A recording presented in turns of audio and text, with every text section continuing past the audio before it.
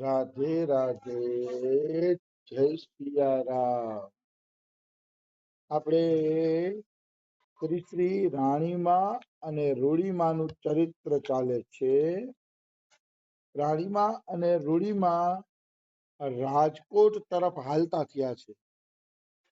રૂડીમા પૂછે છે કે બેન એ તો કે આપણે ક્યાં રસ્તેથી કઈ જગ્યાએ જવું છે, એ તો બોલ. તો રાણીમા કહે છે કે હવે પ્રભુએ રસ્તે ચડાવ્યા છે તો ક્યાંક તો પહોંચી જશે ને. તો રૂડીમા કે એમ ના હાલે, તારે અમને કેવું પડે કે કઈ બાજુ જાય છે. કયો?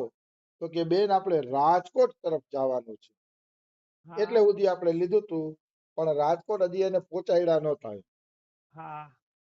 તો રાણીમાએ જયારે એમ કીધું કે બહેન આપણે રાજકોટ તરફ જવાનું છે, ત્યારે સૌને એક મોટું આશ્ચર્ય થયું કે જીવનભર ગામડામાં રહેનાર, જીવનભર ગામડાના ગીતો ગાનાર, ગામડાને ગોકુળિયું બનાવનાર, શહેરી જીવનને શ્રાપ માનનાર બાઈમાં રાજકોટ રહેવાનું કેમ પસંદ કરતા હશે? આ બહુ અગત્યની વાત છે. ભક્તો હંમેશા છે ને ગામડામાં રહેવાનું પસંદ કરે છે, જન સમાજથી દૂર રહેવાનું પસંદ કરે છે. વિવિધ દેશ સેવિત્વમ અરતીર જન સંસદી. ઈ છે ને આ એકાંતિક પ્રદેશ ગોતે છે ભક્ત, કે જેથી એના ભજનમાં કોઈ વિક્ષેપ ન થાય. તો રાણીમાં પણ જીવનભર ગામડામાં જ રહ્યા હતા. ગામડાના જ ગીતો ગાતા, વાહ ભાઈ વાહ, ગામડામાં રહેવાની મજા શું છે. સરસ રીતે ગામડાના ગીતો ગાય કે ગામડા જેવું એકેય નહીં. અને ગામડાને ગોકુળિયું ગામ માનતા રાણીમાં, કે ગામડું એટલે ગોકુળિયું ગામ, એના જેવું એકેય નહીં. અને શહેરી જીવનને શ્રાપ માનતા. શ્રાપ એટલા માટે માનતા કે એમાં રહેવાનું મોંઘું, વસ્તુ મોંઘી, ભાડા મોંઘા, મકાન મોંઘા, બધું મોંઘું મોંઘું મોંઘું. એટલે ખરેખર તો શહેરી જીવન શ્રાપ છે. જે શહેરોમાં રહે છે ને એ મહિને 25-50 હજાર રૂપિયામાં પૂરું કરે છે, અને ગામડામાં રહેવાવાળો કદાચ 10,000 માં પૂરું કરી લેતો હશે. કારણ કે ગામડામાં બધું સસ્તું હોય, સુંદર હોય, સરસ હોય, અને ખર્ચા ફેશનના ઓછા હોય. એટલે શહેરી જીવન એક શ્રાપ છે. એટલે શહેરી માણસો દુઃખી વધુ છે, કારણ કે એના છોકરાઓ બેફામ પૈસા ઉડાડતા હોય, માતા પિતા બિચારા કમાવામાંથી નવરા ન થતા હોય. એનું ભણવાનું મોંઘું ને ઓલું. ઓલા તો છોકરા ચડિયું પહેરીને નિશાળે વયા જાય તો ભણી લેતા. હવે તો યુનિફોર્મ નવા નવા જોઈને, શિયાળામાં વળી સ્વેટર એના કલર વાળા, સ્વેટર એના કલર વાળા પહેરાવાના. એનો મોભો જળવાય એમાં માતા પિતા તૂટી મારે. એટલે શહેરી જીવન એક શ્રાપ છે, નિશ્ચિત, એમાં કોઈ એટલે કોઈ શંકા નથી. તો આ રીતે બાઈમાં રાજકોટ રહેવાનું કેમ પસંદ કરે છે? તો બાઈમાએ કેમ રાજકોટ પસંદ કર્યું? આ કોયડો બધાને અણઉકેલ્યો લાગ્યો. પણ આ અણઉકેલ્યા કોયડાનો એક જ જવાબ છે કે રાણીમા દ્વારા જગતનું કલ્યાણ વધુ ભગવાનને કરાવતું. ને એક વાત બાકી છે કે જગત કલ્યાણ બને ત્યાં સુધી શહેરોની વચ્ચે સંત હોય ને તો વધુ થાય છે. કારણ કે ગામડામાં આવે 25-50 માણસો સાંભળવા આવે, પણ શહેરમાં હોય, સેન્ટરમાં હોય, તો આજુબાજુના ગામડાના પ્રદેશોના લોકો પણ આવી અને સંતનો લાભ લઈ શકે. જો અમારું બરસાના ગામડું નથી ને શહેરે નથી, પણ વ્યવસ્થા બધી પૂરી છે. એટલે અમારા બાબા ન્યા, રમેશ બાબા ન્યા ઘણા માણસો આવી અને પોતપોતાનો લાભ લે છે. કારણ કે બરસાના શહેરે નથી, ગામડું નથી, સુવિધા વાળું છે, એટલે લાભ લેવા વાળા વધુ છે. અમારા બાબા 45 વર્ષ જંગલમાં રહ્યા, હવે છે તેને બરસાનામાં પ્રચાર કાર્ય ચાલુ કર્યું. તો કહેવાનો ભાવ છે કે શહેરોમાં સંતોને રાખવાનું કારણ જ આ છે કે એના દ્વારા વધુ ને વધુ ભક્તિનો પ્રચાર કરાવવો છે. પણ એટલું યાદ રાખવાનું કે શહેરોની અંદર જનમાનસની અંદર એને જ રહેવું જોઈએ જેને પોતાની સ્થિતિને પરિપક્વ બનાવી લીધી હોય. જો સ્થિતિ પરિપક્વ નહીં હોય તો ઈ વાહવામાં અને પ્રશંસાની માયામાં અવશ્ય ફસાઈ જશે. જર જમીન અને જોરુમાં અવશ્ય ફસાઈ જશે.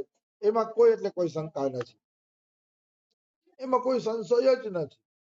એટલે મનુષ્યએ ધ્યાન રાખવું જોઈએ, બને ત્યાં સુધી એકાંત સેવન એવી જગ્યાએ રહેવું જોઈએ કે જ્યાં એકાંતિક હોય. અથવા સિટીમાં રહેવું હોય તો કઈક એવી કોલોની પસંદ કરવી જોઈએ કે જ્યાં ગામની બારોબાર થોડીક હોય અને શોર શરાબા ઓછા હોય એવી કોઈ જગ્યા પસંદ કરીએ તો સારું. આવી વસ્તુ છે.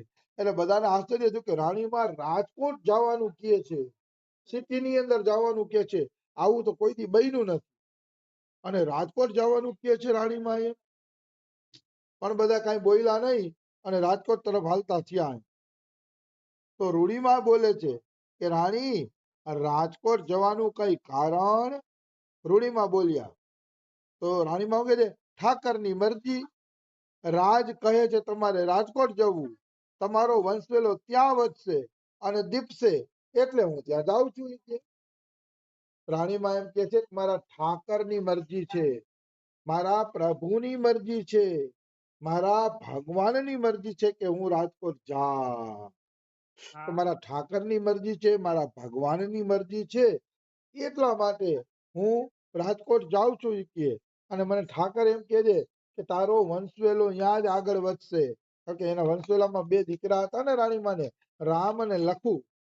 એટલે કે તારો વંશવેલો પણ ત્યાં જ આગળ વધશે અને દીપી ઉઠશે, એટલે તારે રાજકોટ જવાનું છે. મારે રાજકોટ જવાનું છે. તો રૂડીમાં બોલ્યા કે મારે એટલે શું? તું કઈ ઊંઘમાં તો બોલતી નથી ને બેન રાણી કે મારે રાજકોટ જવું છે, મારે રાજકોટ જવું છે બોલે છે કે? તો કે હું ક્યાં જઈશ કે રૂડીમાં, મારે ક્યાં જવું? આજ તમારા બોલમાં મને ફરક લાગે છે. હું તમારી બેન છું કે તમે રાજકોટ જશો તો હું ક્યાં જઈશ કે? તો કે બેન તમારો ઠાકર રાખે ત્યાં રહેશે, રાજકોટમાં તો તમારે રહેવાનું જ નથી. હવે ચોખવટ કરે છે રાણી કે બેન રાજકોટ તો મારે જ જવાનું છે, તમારે હવે રાજકોટ રોકાવાનું નથી. તો કે તો હું ક્યાં જઈશ? તો કે પેલા મારી ભેગા રાજકોટ આવશો, રાજકોટ મારી વ્યવસ્થા થઈ જાય એટલે તમારે પાછું કે વયું જવાનું છે બગથરા ગામ. બગથરા મોરબીના તાબાનું હેઠળનું ગામ છે બગથરા. તમારે કે બગથરા જઈને અલખની જ્યોત જગાડવાની છે. આ રીતે રાણીમાં ને રૂડીમાં પછી રાજકોટ થી અલગ પડે છે. આપણે એમ આનું કારણ શું? આનું કારણ એ થયું કે બબે સિદ્ધ ભક્તો ભગવાન ભેગા રાખતા નથી. બે સિદ્ધ ભક્તો એક જગ્યાએ રહીએ તો જગતનું કલ્યાણ ઓછું થાય, પણ બે જણા નોખા પડી જાય તો જગતનું કલ્યાણ વધુ થાય છે. આવી વસ્તુ છે. એટલે ભગવાન હંમેશા સિદ્ધ ભક્તોને છે ને અલગ અલગ કરી દે છે, અને અલગ અલગ કરવા પણ જોઈએ. તો બધા સિદ્ધ ભક્તો એક જગ્યાએ ભેગા થઈ જાય તો બાકીના જગતનું કલ્યાણ કેવી રીતે થાય? એટલે સિદ્ધ ભક્તોને ભગવાન હંમેશા અલગ રાખે છે. આમ પણ એક નાવડામાં બે રાજા ના રહી શકે. રાણીમાં અને રૂડીમાં બે સિદ્ધ હતા, એટલે જ રાણીમાં રૂડીમાનું નામ લેવાય છે, બેયનું ભેગું નામ લેવાય છે. કારણ કે બે જણા સિદ્ધ હતા અને બે સિદ્ધ ભક્તો એક સાથે રહી શકે નહીં. બે સિદ્ધ ભક્તો ક્યારેય એક સાથે રહી શકે નહીં, એ ફાઇનલ વાત છે. કારણ કે એક નાવડામાં બે રાજા હોય ને મજા જ ન આવે, મજા જ ન આવે, આનંદ જ ન આવે. એટલે કોઈ દી તમે બે સિદ્ધ ભક્તોને સાથે નહીં જુઓ. ગીતા પ્રેસમાં હતા એ અલગ વાત છે. એટલે રાણીમાને અને રૂડીમાને અલગ થવું પડ્યું. કારણ કે જગતના કલ્યાણ માટે બે ભાગ પડી જાય ને.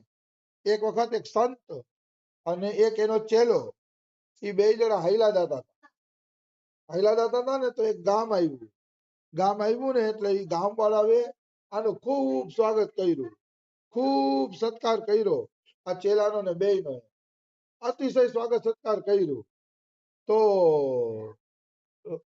અતિશય સત્કાર કર્યો ને એટલે સંતે એને આશીર્વાદ આપ્યા કે તમે બધા વિખરાઈ જાઓ, મારા આશીર્વાદ છે કે તમે બધા વિખરાઈ જાઓ. પછી ગુરુ ને ચેલો હાલતા થયા એટલે આગળ ગયા ને તો એક ગામ આવ્યું, જે ગામ નાસ્તિકોનું હતું. એમણે આ સંતોનું સ્વાગત ન કર્યું ગુરુ ચેલાને ભોજન ન આપ્યું. ઉપરાંત ગુરુ ચેલાની નિંદા કરી. તમે આવા છો ને તમે આવા છો ને તમે સાધુડા છો, સાધુડા કઈ કામના નથી, ફલાણું ઢીમકું, એમ નિંદા કરી આ ગુરુ ચેલાઓની. તો ગુરુએ આશીર્વાદ આપ્યા કે તમે બધા એક જ જગ્યાએ જમા થઈને રહ્યો, એક જ ગામની અંદર હંપીને રહ્યો, ભેગા મળીને રહ્યો, જાઓ એવા અમારા આશીર્વાદ છે. તો ચેલાએ પૂછ્યું કે ગુરુજી આ તમે શું કર્યું? જેણે આપણું સ્વાગત સત્કાર કર્યું એને હંપીને રહેવાના આશીર્વાદ ન આપ્યા, અને એને તમે વેર વિખેર થઈ જાવ એવા આશીર્વાદ આપ્યા. અને અહીંયા કણે આ લોકોએ સ્વાગત નથી કર્યું. તો સ્વાગત નથી કર્યું તો તમે એને એવા આશીર્વાદ આપ્યા કે તમે બધા ભેગા જ રહ્યો, હંપીને રહ્યો ને એક જ ગામમાં રહ્યો. તો આનું કારણ શું? આનું કારણ શું? ત્યારે ગુરુએ કીધું કે હારા માણસોને એમને વેરવિખેર થવાનું એટલા માટે કીધું કે એ વેરવિખેર થઈ જશે ને તો જ્યાં જાશે ત્યાં સજ્જનતા ફેલાવશે, જ્યાં જાશે ત્યાં હારા માણસો તૈયાર કરશે, જ્યાં જાશે ત્યાં સરસ માણસો તૈયાર કરશે. એટલે મેં એને ફેલાવાનું કીધું, કારણ કે હારા માણસો જેટલા ફેલાય ને એટલું ઉત્તમ. સારા માણસો જેટલા આગળ વધે એટલું ઉત્તમ, કારણ કે એ ફેલાઈ જશે ને તો અનેકોને સજ્જન વ્યક્તિ બનાવશે. અને દુષ્ટોને એટલે આશીર્વાદ આપ્યા કે એક જગ્યાએ જમા રહ્યો. જો એ એક જગ્યાએ જમા રહેશે ને તો ગામ એક જ બગડશે, ગામમાં એકમાં જ હળો રહેશે. પણ જો આ દુષ્ટ લોકો વિખેરાઈ જશે તો ગામને બગાડી નાખશે, બધાને બગાડી નાખશે આ દુષ્ટ લોકો. અને ઈ હળો થઈ જાય એના કરતા ઈ સારું છે કે એકલા ને એકલા રહીએ, એટલે એક ગામ જ બગડે. એમ રાણીમાં ને રૂડીમાં ને ભગવાન એટલે નોખા પાડ્યા કે બબે ગામનો ઉદ્ધાર કરવો હતો, રાજકોટનો અને બગસરાનો બે ગામના ઉદ્ધાર કરવા હતા. એટલે રાણીમાં ને રૂડીમાં ને અલગ કરી દીધા. અને હું પોતે પર્સનલી માનું છું કે એક ગામમાં વધુ સિદ્ધ મહાપુરુષ હોય તો મને યાર એવું ન ગમે. મને આપણા એક જ ગુરુજી હોય, એ સિદ્ધ હોય ને ત્યાં જ એની ધાક હાલતી હોય તો મજા આવે રહેવાની. બબે ત્રણ જણા ભેગા થઈ જાય તો આનંદ આવતો નથી, કારણ કે એક નાવડામાં બે રાજા તો ન જઈ શકે, એમાં મજા ન આવે. એમાં હું લોચો થાય, આ મોટો હશે, ઓલો મોટો હશે, આ મોટો હશે, આનું સાધન મોટું હશે, ઓનું સાધન મોટું હશે, એવો બધો છે ને લોચો ઉભો થાય છે. અને લોચો નકામો, આવી વસ્તુ છે. એવો લોચો છે ઈ નકામો. એટલે એક વાત મનુષ્ય યાદ રાખવી જોઈએ કે હંમેશને માટે એક સિદ્ધ મહાપુરુષ હોય ને ઈ સારું. હા, સાંભળી બધાને શકાય એવું નથી, પણ બે સિદ્ધ મહાપુરુષને તો ભેગું રહેવું ના જોઈએ, વધુ કલ્યાણ. એટલે ચૈતન્ય ભાગવત ની અંદર એક વાત આવે છે, ચૈતન્ય ભાગવત ની અંદર કે ચૈતન્ય મહાપ્રભુના બધાય પરિકરો ચૈતન્ય મહાપ્રભુથી 200 કિલોમીટરના અંતરે જૈનમાં. તો કે 200 કિલોમીટરના અંતરે શું કામ જૈનમાં? બધાને નવદ્વીપમાં જ પેદા કર્યા હોત તો બધા ઝડપથી ભેગા મળી ભજન કરત. આ 200 કિલોમીટરના એરિયામાં શું કામ પેદા કર્યા? તો કે એટલા માટે પેદા કર્યા કે એક ભક્ત 250 કિલોમીટરના એરિયાને પવિત્ર કરે છે. એટલે મહાપ્રભુના ભક્તો 200 કિલોમીટરના એરિયામાં એટલે પેદા થયા કે આખું બંગાળ પવિત્ર થઈ જાય, આખી બંગાળની ભૂમિ દિવ્યતાને પામી જાય. અરે ઘણા તો મહાપ્રભુના શિષ્ય બાંગ્લાદેશમાં થયા છે. અત્યારે બાંગ્લાદેશ છે, ત્યારે બંગાળ હતું, એમાં મહાપ્રભુના શિષ્યો થયા છે. એટલે કહેવાનો ભાવ શું છે કે છૂટક ભક્તો ભગવાન એટલે જ કરે છે કે છૂટક ભક્તો દ્વારા વધુ ને વધુ કલ્યાણ થાય જગત, એટલે છૂટક ભક્તો ભગવાન પેદા કરે છે. તો રૂડીમાં કે છે, અરે બેન, મારે તારાથી અલગ થવું પડશે. તારાથી કેવી રીતે હું અલગ થઈ શકીએ? જીવનભર તારી સાથે સાધુ સેવા કરી, તારી સાથે હું રહી, અને હવે તું મને અલગ થવાનું કહે છે? કેવી રીતે અલગ થાય? આપણે તો બે ની કે સાથે રહેવા વાળા છીએ. તો રાણીમાં એમ કે છે કે ભાઈ તમે છે ને જાવું પડશે, કારણ કે આપણે બધા લાકડાની કઠપૂતળી છીએ બેન. રામ જેમ નચાવે એમ નાચવાનું હોય છે. ઉમા દારૂ જોશિત કી નાઈ, સબ હી નચાવત રામ ગુસાઈ. આ તુલસીદાસે રામાયણમાં લખ્યું છે કે ઉમા દારૂ એટલે લાકડાની જેમ, લાકડાની કઠપૂતળીને જેમ કઠપૂતળી વાળો નચાવે એમ આપણે પણ રામ નચાવે એમ નાચવાનું છે, રામ રાખે એમ રાખવાનું છે. એમાં આપણું કોઈનું કઈ હાલતું નથી, આવી વસ્તુ છે. એટલે રામ નચાવે એમ નાચવામાં કે મજા છે, તો આપણે હવે છે ને હાલતા થઈએ, પછી તું બગસડા વહી જાજે. સાચું કીધું રાણીમાએ. ભગવાન જેમ રાખે ને એમ રહેવું જોઈએ, એમાં છે ને લપ કરવી જોઈએ નહીં. ભગવાન નોખા રાખે, ભેગા રાખે, જેવી સ્થિતિમાં રાખે એવા. પ્રિયતમ પ્રભુ કી હામે હા મિલાતે રહો. પોતાની કે આજ મોટા મોટી શરણાગતિ છે કે પ્રિયતમ કી હામે હા મિલાતે રહો, આવી વસ્તુ છે. તો રાણીમાં આ રીતે વાત કરતા કરતા હાલ્યા જાય છે. પછી રાજકોટની સીમાડા ઉપર જ્યાં અત્યારે બેડી નાકા વિભાગ કહેવામાં આવે છે, એ બેડી નાકા વિભાગના એક ઝાડવા નીચે ઠાકોરને પધરાવીને રાણીમાએ નિવાસ કર્યો છે. તો અહીંયા આપણે રાજકોટમાં પહોંચાડી દીધા, બેડી નાકે રાણીમાને પોગાડી દીધા. હવે કાલે એના કુટિયાની વ્યવસ્થા કેમ થશે, કોણ કોણ એને સહયોગ દેશે, એ બધી વાતો આપણે કાલે લઈ